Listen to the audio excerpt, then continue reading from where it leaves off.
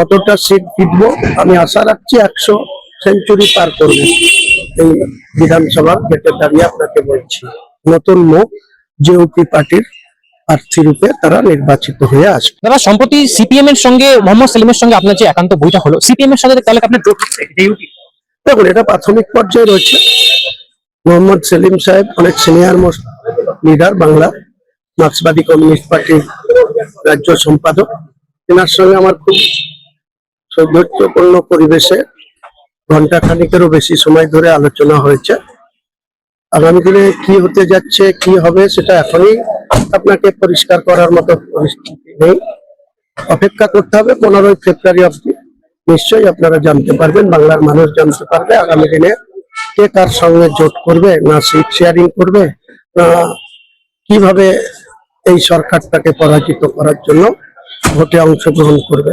আমি আমার জনতা উন্নয়ন পার্টির চেয়ারম্যান হিসেবে আমি আমার 294টার মধ্যে 182টা আসনে যদি কেউ সঙ্গে না আসে একাই লড়ার জন্য প্রস্তুত হয়ে আছি। আগামী দিনে আমি একাই 182টা আসনে জনতা উন্নয়নের প্রার্থীদের মনোনয়ন দিয়ে তাদের সঙ্গে নিয়ে কতটা সিট জিতবো আমি আশা রাখছি 100 সেঞ্চুরি পার করবে। এই বিধানসভার গেটে দাঁড়িয়ে আপনাকে বলছি যে আমরা সেঞ্চুরি পার করবো। 182টা আসনে লড়ে আমরা সেঞ্চুরি পার করবো, এই আত্মবিশ্বাস মানুষ আমাকে দিচ্ছে। মানুষকে পাথেয় করে, মানুষের আশা ভরসা, তাদের সমর্থনকে পাথেয় করে এই কথা। তাহলে সরকার গঠনে জেইউপির ভূমিকা কি তাহলে একটা অত্যন্ত বড় হবে বলে আপনি মনে করছেন? নিশ্চয়ই আগামী দিনে জেইউপি দল বাংলার রাজনীতিতে মিরাকেল করে দেখাবে এবং বাংলার মানুষ নতুন একটি সরকার চাইছে। যে 3টে টার্মসের যে সরকার, সেই সরকারের যে সমস্ত খামতি বা যে সমস্ত দুর্নীতি, যে সমস্ত অনৈতিক কাজ কারবার, এটা থেকে মানুষ পরিত্রাণ পেতে চাইছে। কাজেই স্বাভাবিকভাবেই আজকের দিনে জনতা উন্নয়ন পার্টি মানুষের কাছে বিকল্প হয়ে উঠছে।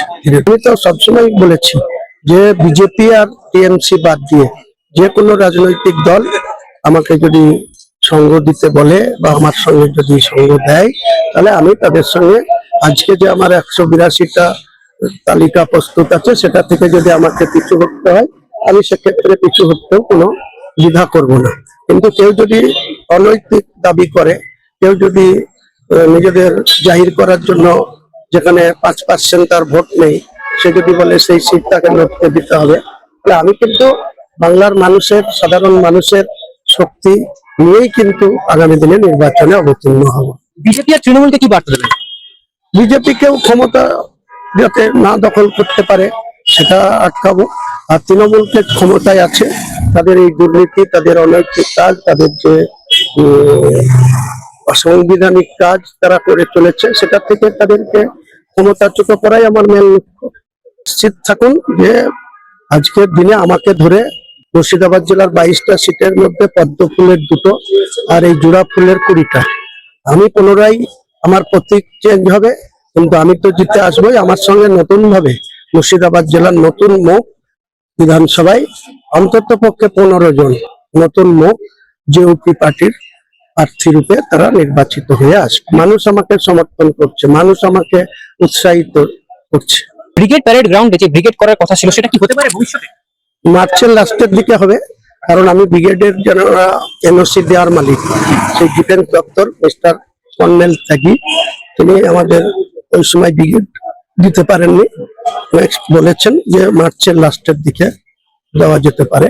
তো মার্চের যদি আমরা লাস্টের দিকে, আমাদের পবিত্র রমজান হয়ে যাবে 21শে মার্চ, তারপরে যে কোনো ডেটে এনওসি পেলে মার্চের লাস্টের দিকে অবশ্যই কলকাতা ব্রিগেড ময়দানে জেইউপির নেতৃত্বে একটি 10 লক্ষ মানুষের জমায়েত করে একটা বিধানসভা। তৃণমূল আজকের দিনে নিজে করে দেখাক না, তৃণমূল তো শাসক দলে বসে আছে, তাদের তো অনেক শক্তি, অনেক সংগঠন, অনেক রকম ভাবে অর্থনৈতিক থেকে শক্তিশালী, আবার সাংগঠনিক দিক থেকেও শক্তিশালী। এনারা করে একটা দেখাক না আজকের দিনে।